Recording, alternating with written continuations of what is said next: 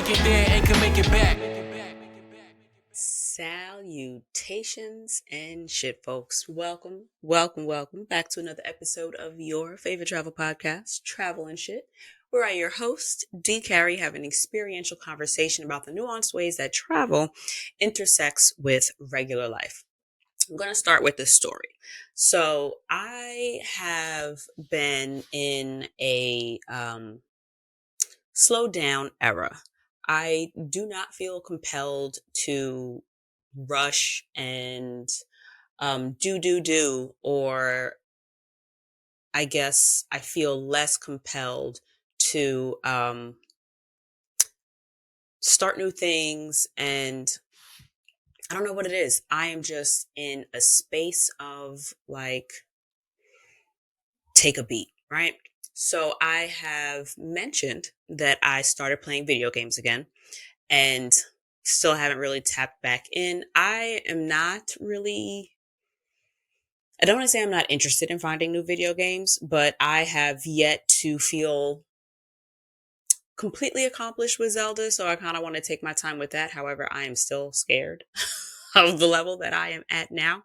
So I've put the video games a bit to the side, but I haven't given up on hobbies and leisure activities, if you will, as of yet. I also took a blast from the past and started crocheting again. I remember my grandparents taught me to crochet maybe around 7.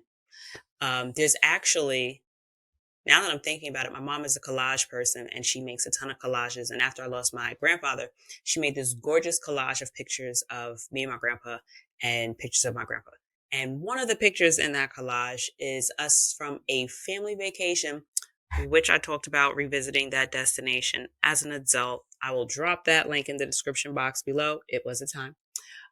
But one of our family vacations was to Brigantine. It's a little island in New Jersey, not far from Atlantic City, and we basically would just hang out on the beach and go to the pools.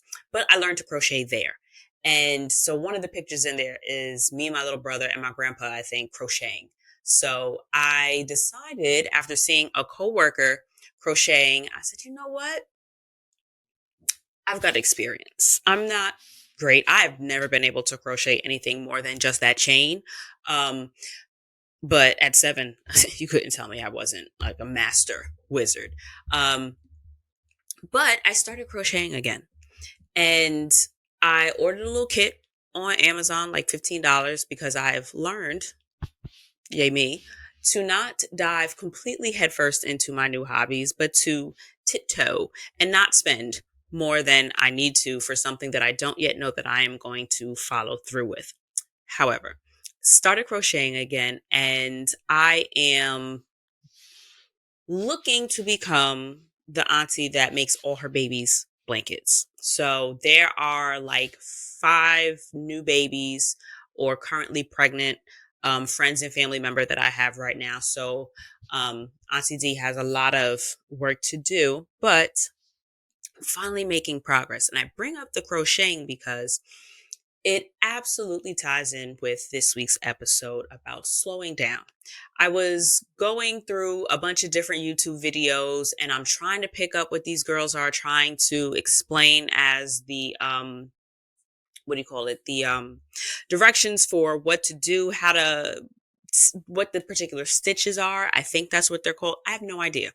There are names for the different stitches. There are UK names and US names. There are designations and weights and titles for the different types of yarn, the different types of crocheting. I guess they're called needles and the little tool, all the things.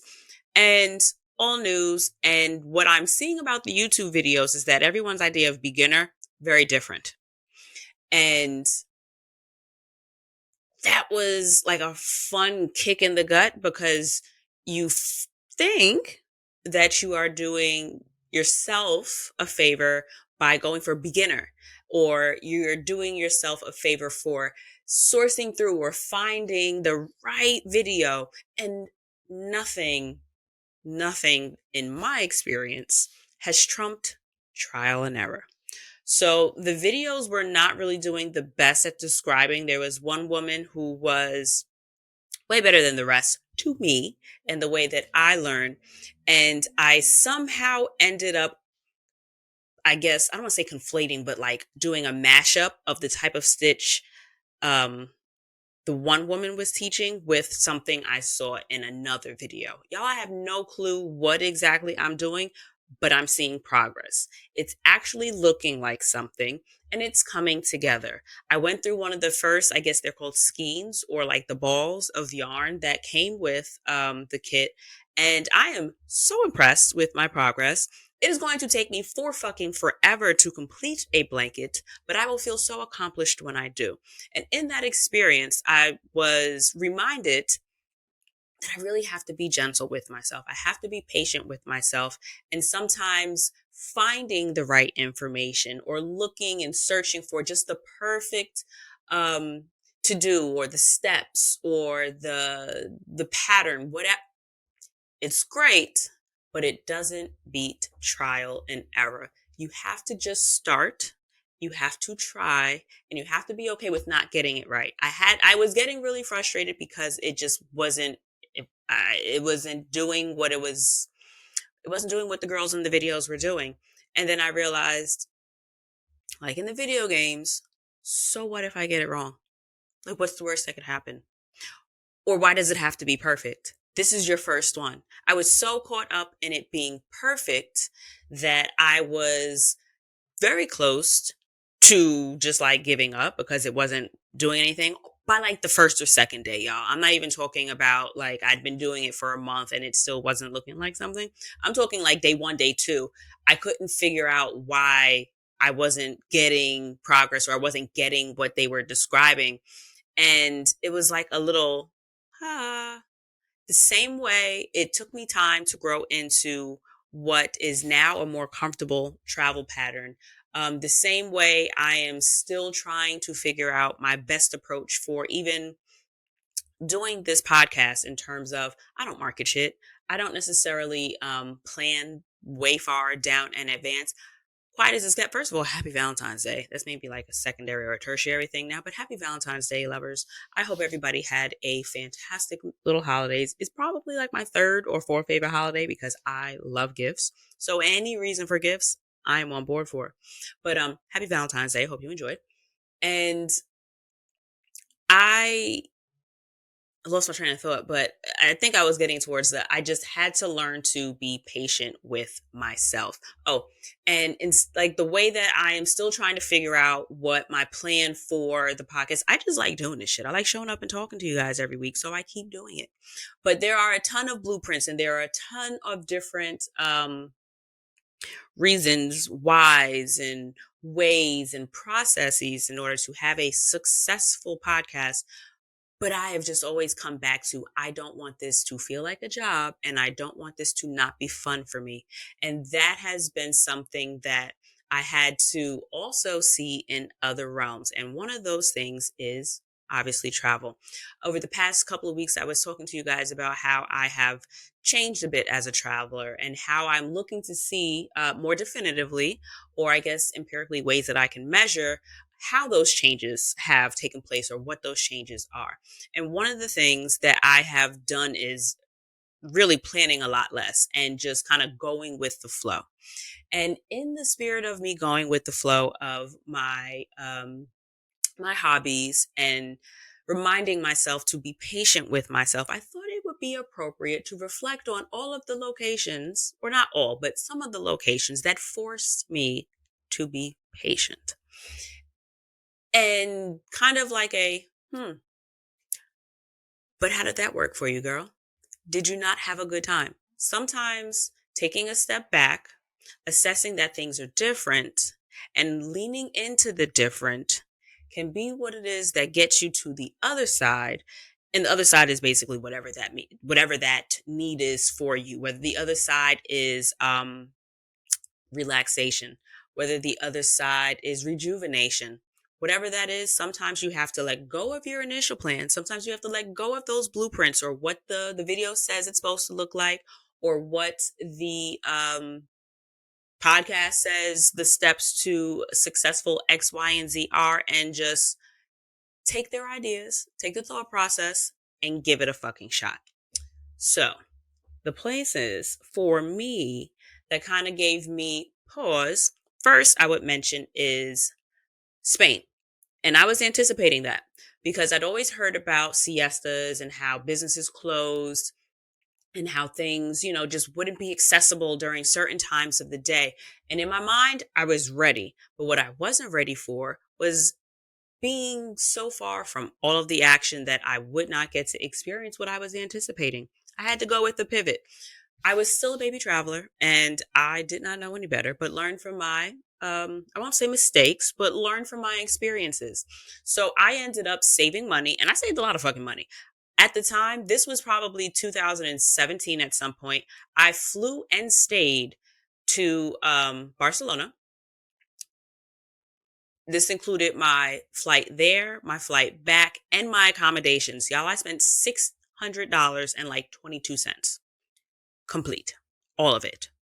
Um, and friends, that's where I learned that sometimes saving money um, isn't as worth it as you think it is. You end up spending more in the long term, or in my case, it ended up being the short term because I was only there for maybe 3 or 4 days, and so I stayed maybe an hour, 45 minutes from the heart of the city, all the shit that I wanted to do. So I was priced out of being able to enjoy the Barcelona that I, saw on the internet and was looking forward to seeing. So the siesta, I didn't even get to really experience because I was so far. The taxi from the airport to where I was staying ran me like 90 fucking dollars, 90 US dollars. So a taxi and the city where I wanted to be was not far from there. I ended up having a day tour that was booked, so I knew I would need to take a taxi there and back because where I was staying was still a ways away from public transportation. I was maybe a mile or two from like a train or so. And on a beautiful day, which the weather was beautiful, a 2 mile walk is cool. But I was like, I don't want to say in the middle of nowhere, but I'm looking at mountains. So I did not feel comfortable a mile, let alone two or anything more than a mile, trying to get to a train to get to the city. So the taxi was going to be my option. So I learned that trip that it is more beneficial to spend a bit more to stay in the general area of where you're going to accomplish the most so that you don't spend to get there. And unfortunately, I didn't get to experience the full siesta moment that I was looking for.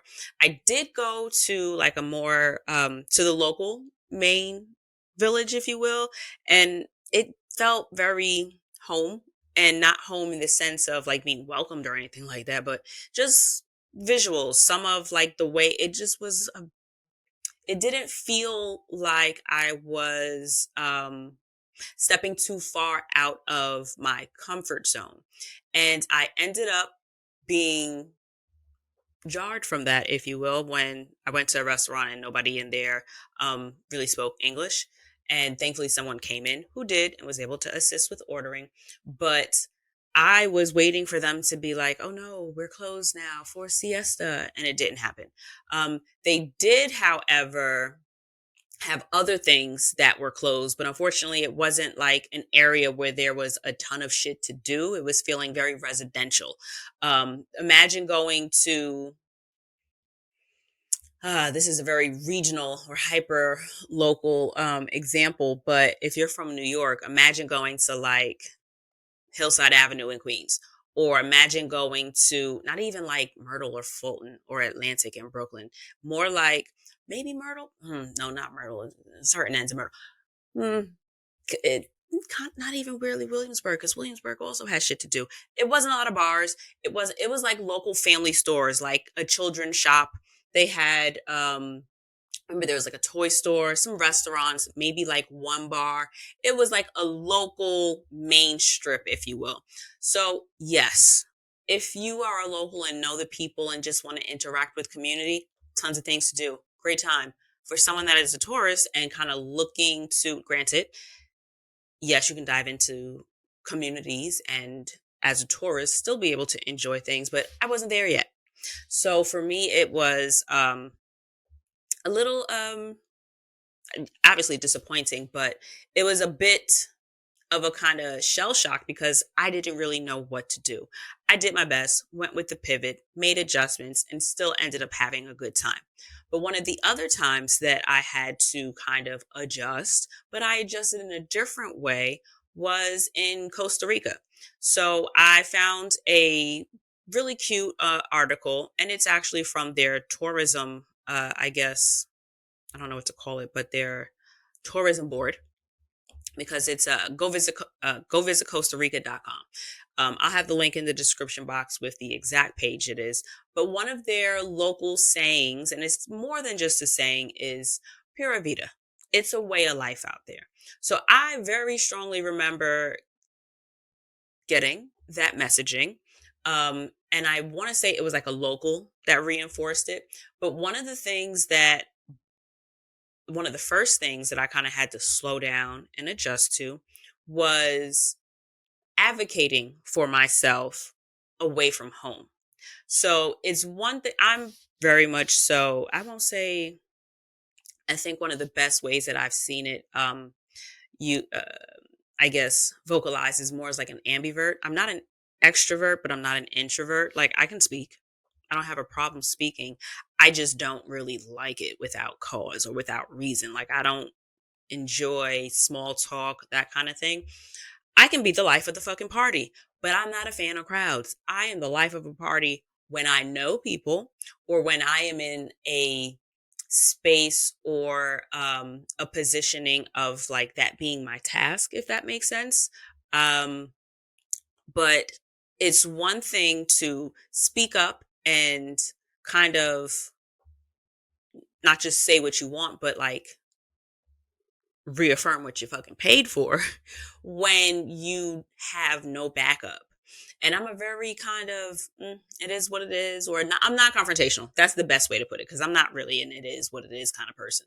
But I'm non confrontational. If it's something that I can tolerate, I'm not going to make a big deal out of it because I don't feel like going through the motions to address things because I'd really rather just not talk to you, right? We're following my process of putting that together, I hope.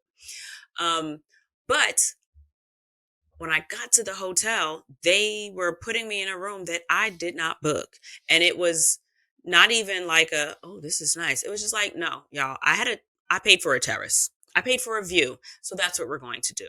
So I remember being so uncomfortable like doing it, but like doing it and speaking up and saying, hi, thanks. This is cute. Not what I paid for. I'd like to, this is what I booked. See, sweet, or this, whatever it was, and have that hard discussion.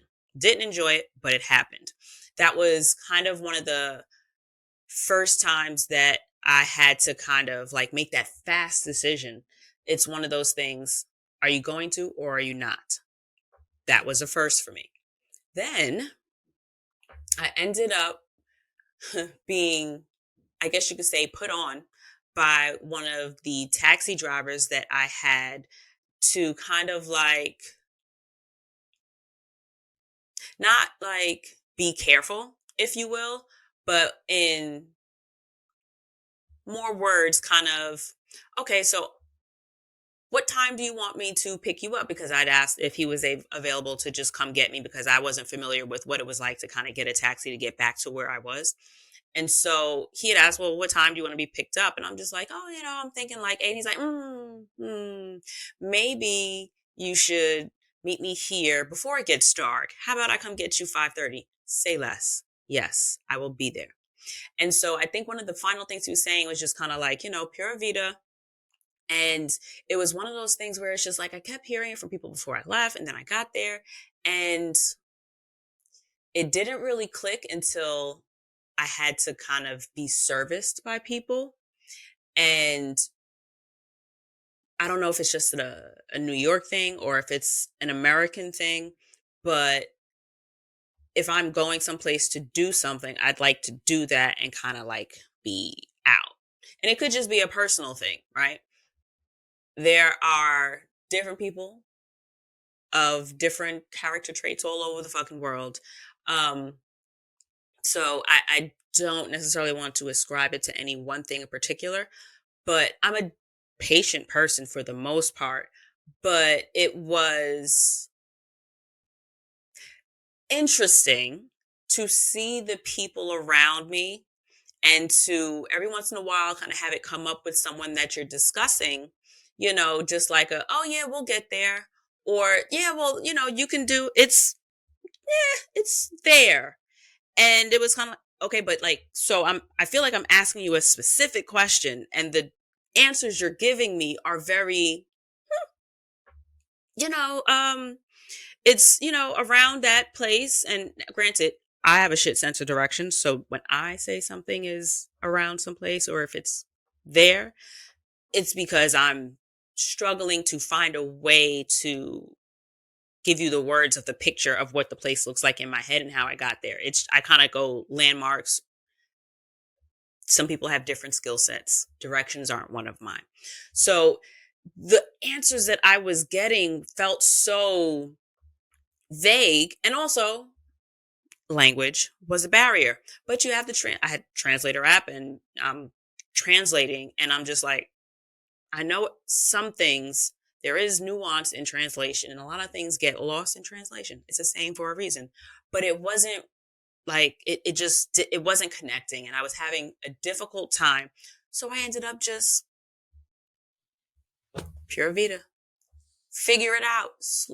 It is what it is. I just walked around and explored on my own because I was asking questions that weren't getting me answers. And so what's really cool about the website is they kind of break down what the meaning of Pura Vida is. And scroll, scroll, scroll, scroll. It's actually a response to a lot of different greetings, questions, and you know, statements, if you will. But there is a scroll. Here we go. Living the Pura Vida lifestyle.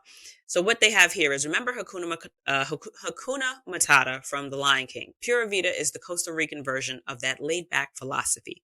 Being in Costa Rica makes it pretty easy. We have an excellent quality of life, and we live in the middle of a country with lush valleys and crystal blue shores. Pura Vida is a tiny bit of wisdom that changes the way Costa Ricans look at the world. If you try it out, we're willing to bet it will work for you too.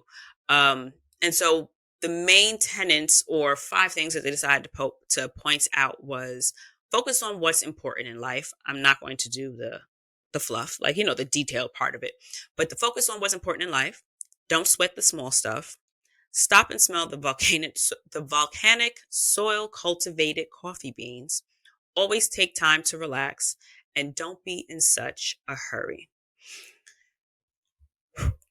So, again, I was a new traveler, and adjusting in certain ways is expected. You adjust in regular life, right? So I wasn't expecting to be accommodated. I wasn't expecting to be, um, coddled or babied or anything like that. But it was just such a surprise to see that it's one of those things where things are different, right? But your actual experience of that difference can be eye opening in ways that you wouldn't have seen. It was more of like a feeling of, okay, so I don't have a choice here. What you want to do is not going to matter. And you are in these people's home. You are the visitor. So just because you want to get in and out of the store quickly, just because you're next in line, or just because, there's no one else around, doesn't mean that culturally the nuance in attending to your needs is going to be the same.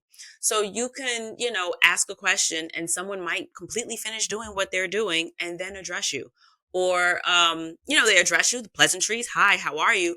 But they want to have a conversation with you. They want to talk. Where are you from? There's not necessarily the same sense of, okay, well, you're staying here and I'm going to go someplace else. I have something else to do. Or even vacation or not, you may not have something to do, but you don't necessarily, I don't know about you, but me, sometimes I don't like necessarily spending this is going to sound crazy, but spending too much time in one place, it's kind of like one of those things in the back of my head, like as a New Yorker, is like, what is my purpose here? Right? Am I accomplishing something? And that can be something as simple as just people watching. Like there is a time and place to just sit and do nothing. And then in other situations, like that sitting and doing nothing to me makes you feel like a target, kind of makes you stand out, and it's inappropriate for every experience. And so I personally feel that way about shopping now. I do not necessarily enjoy shopping the ways that 20-year-old me used to enjoy shopping. I used to live in the mall, almost literally. I would, I worked at one point like 7 minutes from a really big mall in my area. And I would literally leave work and be like, oh, I'm hungry. I'm gonna go to Wendy's, but go to the Wendy's at the mall. I need to get my eyebrows done. I was getting them done at the mall. I want to get my nails done. I was getting them done at the mall. So whatever I wanted to do, it was all centrally located at the fucking mall. And I would spend maybe 4 or 5 afternoons out of the week in the mall when I didn't work at the mall. And I used to work at the mall. So it was adult me is just like, girl, did it not get tiring? But certain things I want to just go take care of and be out. And that kind of shift out of your normal, your back home personality, your rush, rush, rush, or your task complete, move on is refreshing when you allow it to be. Being patient with other people, knowing that well, that's another thing.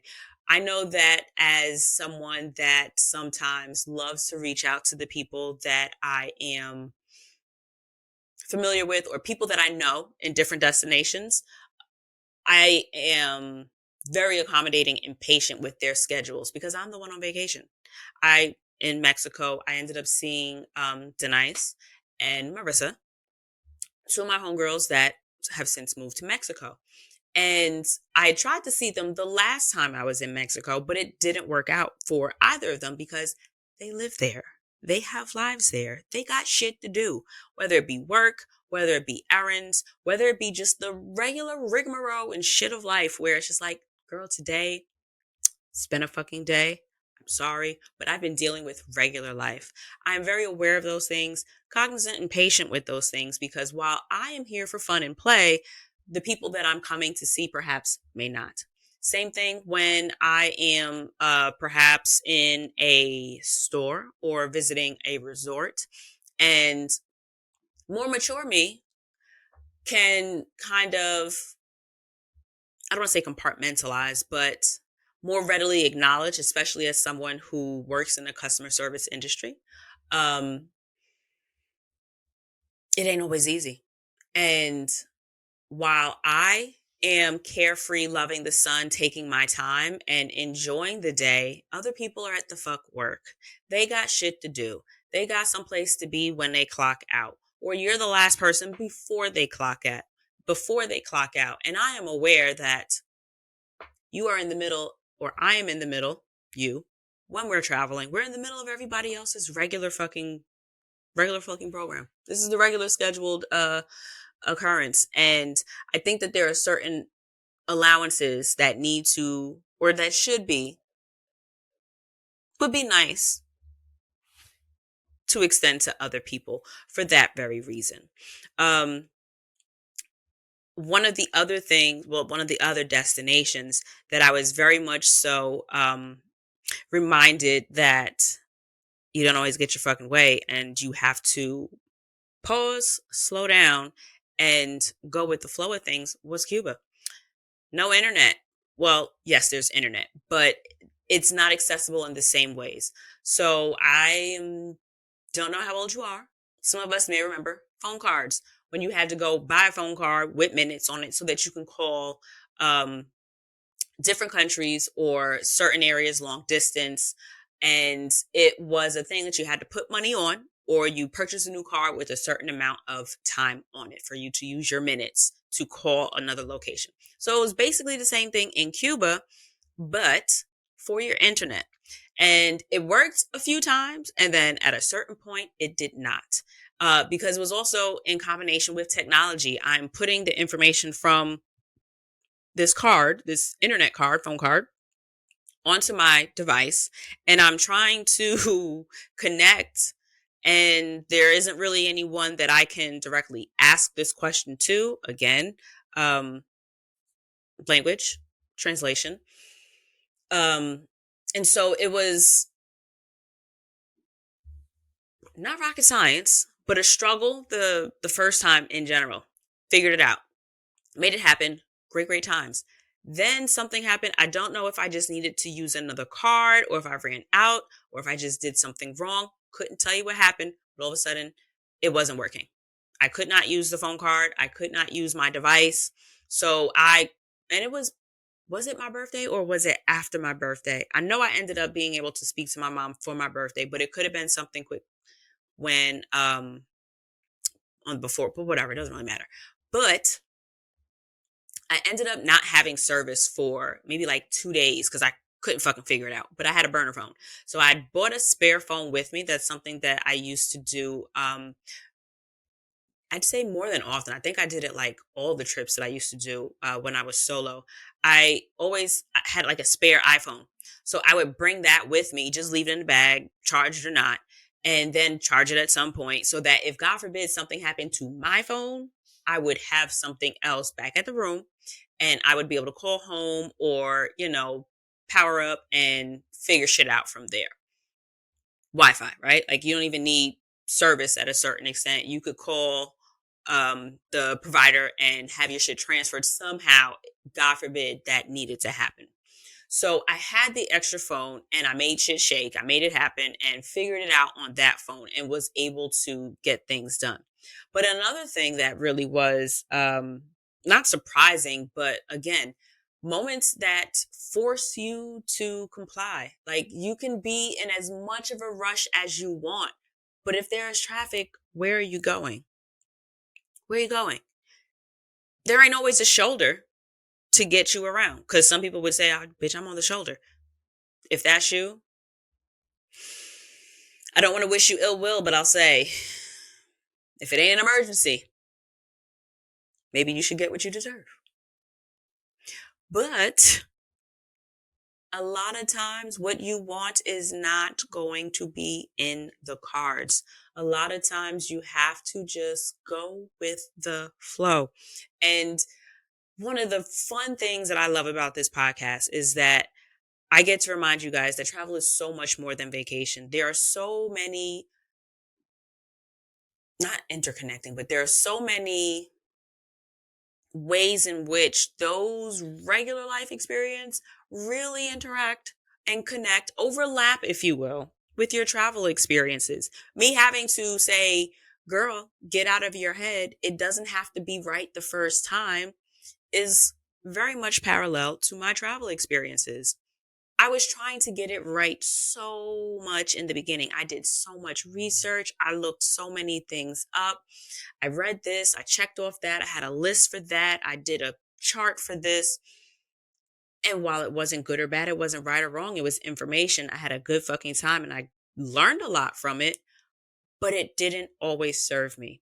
The information that you can find doesn't always apply when it actually needs to be used. I got to Bermuda with a list of shit that I wanted to do and realized when I got there, it was out of season. I had clothes for the wrong season. Thankfully, I wasn't that far off. Thank God. But I won't say underdressed, but like the high was like 72 and I had a bag full of shorts and bikinis, y'all. So I wasn't completely miserable, but I had like, I just wore all of my long shit, dresses and leggings. Um, you adjust all the things that I had planned out of season. No, what do you call that thing? Jet skiing. No, boat cruises. I ended up not getting to do the different walking tours and things that I had my eye on because out of season. They weren't booking people. They weren't really offering the options that I would have liked to do because there aren't really a lot of tourists there to do it. So I ended up piecemealing things. I figured out the information that I needed, found a way to get there, and I did it. A lot of life reveals itself in your travels, because it's not like your travels aren't life. They're just a different page in your book of life, if you will.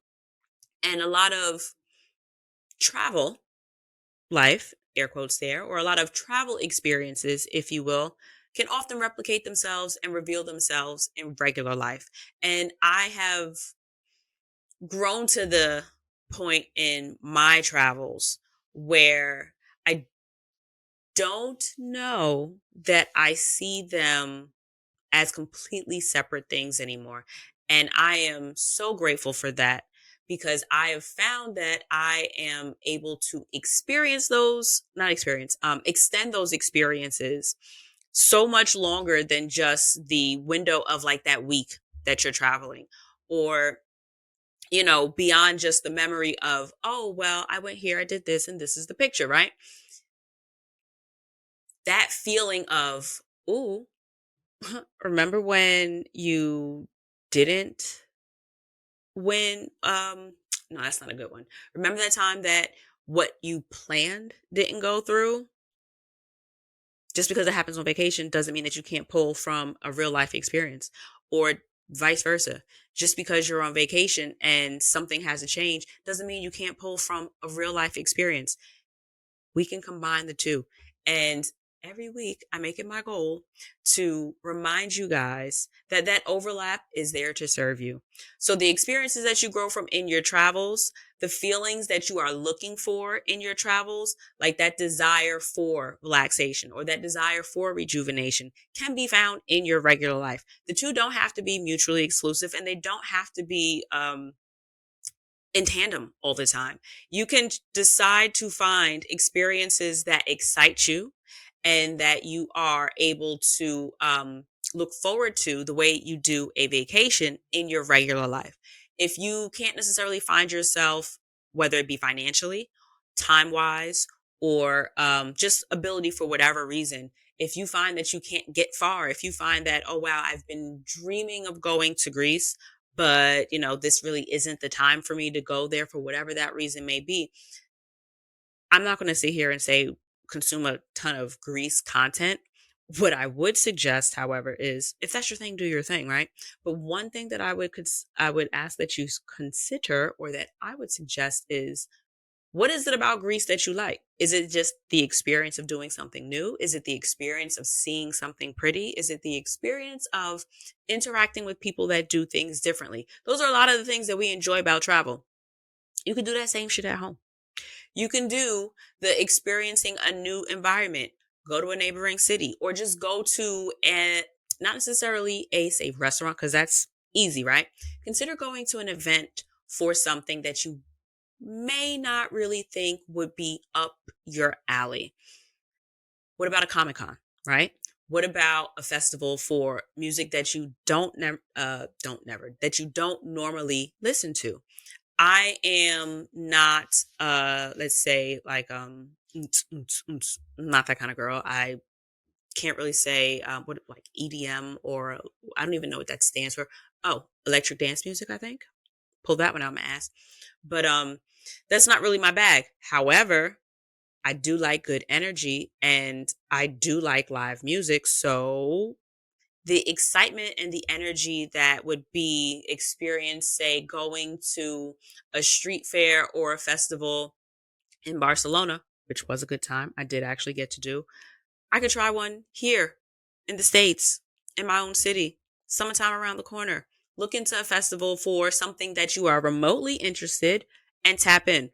I am by um, no stretch of the imagination a comic girl. As a kid, I had an era, I had a phase, if you will, where I was totally into comics, but in a very superficial way.